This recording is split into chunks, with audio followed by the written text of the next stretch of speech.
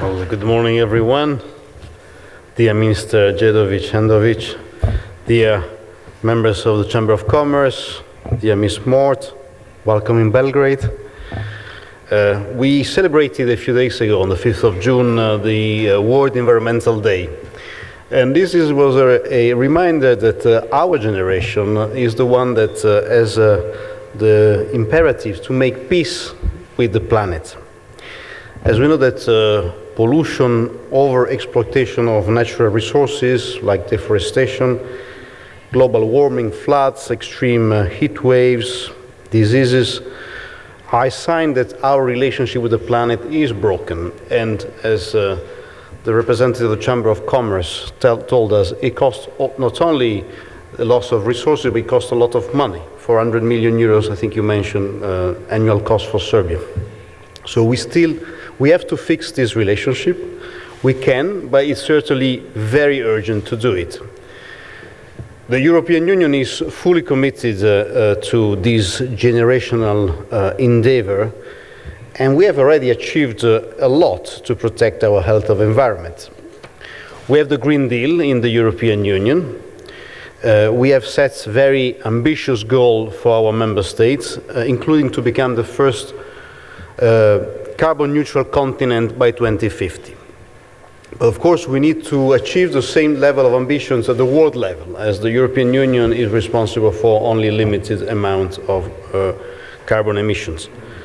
And this is certainly what we want to accomplish in Serbia as well. And together with the Serbian authorities and civil society, we have worked on this issue. And we have to take some comfort by recent opinion polls and study conducted by the Sinus Institute for the Friedrich Ebert Stiftung that show that in Serbia, the vast majority of Serbian citizens support transition into renewable energy sources. 94% of the respondents indicated they support that transition. This is very good news. It means that there is awareness of this important task ahead of us. So we'll continue supporting Serbia and the Western Balkans, because we want Serbia to be a partner in this global challenge, and because we care also for the future of Serbian citizens.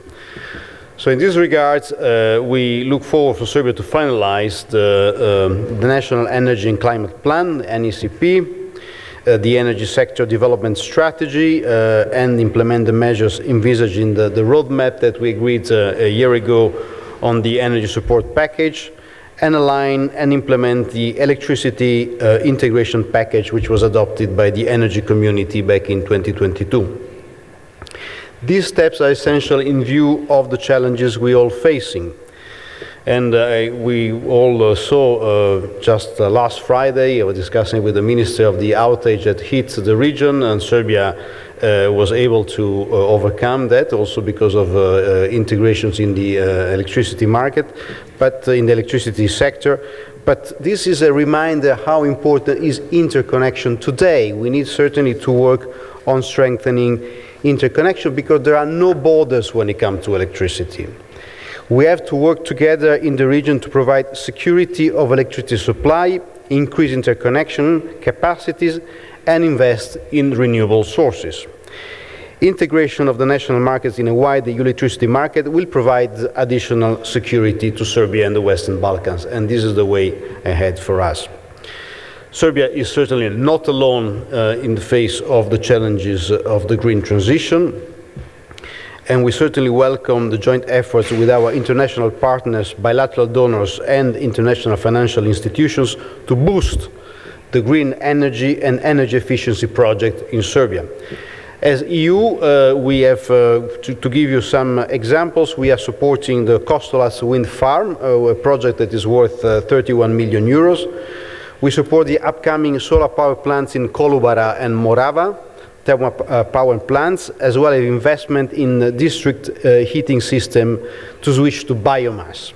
We also support the rehabilitation of and improved energy efficiency of the hydropower plants in Vlasinske, Bistrica, and Potpeć, and the improvement of the energy efficiency of the building stock in Serbia. So we already have quite a good set of projects ongoing, but certainly we need to do more. I also want to remind our flagship project of the gas interconnector with Bulgaria that we have accomplished with the Ministry of Energy and Mining. We supported this project with almost 50 million euros. This certainly is an example that in addition to renewable energy, we also need to diversify the supplies which will benefit the economy and the citizens. Also at the local level, we are working in investing in green energy to start decarbonizing of the economy at the scale of small and medium enterprises.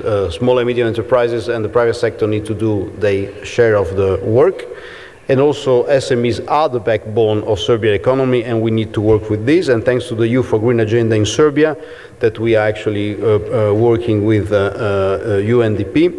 We're supporting 14 projects that have a direct positive impact on the decarbonization of the Serbian industry and society with innovative schemes through call for proposals. And we've seen great interest coming from the private sectors and civil society in that respect.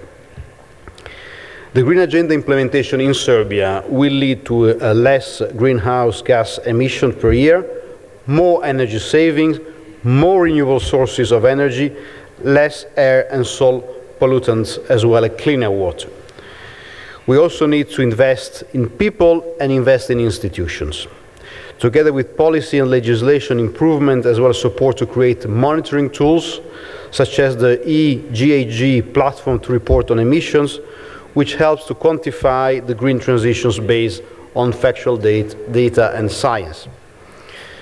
We've also worked in the recent years on a more general environment. We have helped building up 10 wastewater treatment plants, 5 regional centers for waste management built, and 28 operational air quality control systems in Serbia. I'm also very proud of our project on waste separations that we are implementing with the help of Sweden in 17 municipalities. 760 tons of waste were diverted from landfill. These are very concrete and practical examples, and of course now we need to look how we can scale this up. All in all, in the last years the European Union has invested, has provided grants 582 million euros in environmental protection in Serbia, but we cannot stop. I mean, I think this is, we certainly need to look at what we've done, and certainly there is much, but we need to scale up and increase our engagement.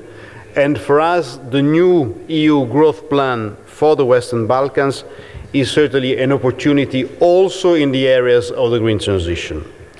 Through the Reform and Growth Facility for the Western Balkans, we aim at accelerating fundamental reforms and the integration of the regional market with the European Union single market, and bringing 6 billion euros to the Western Balkans by 2027, in addition to IPA funding.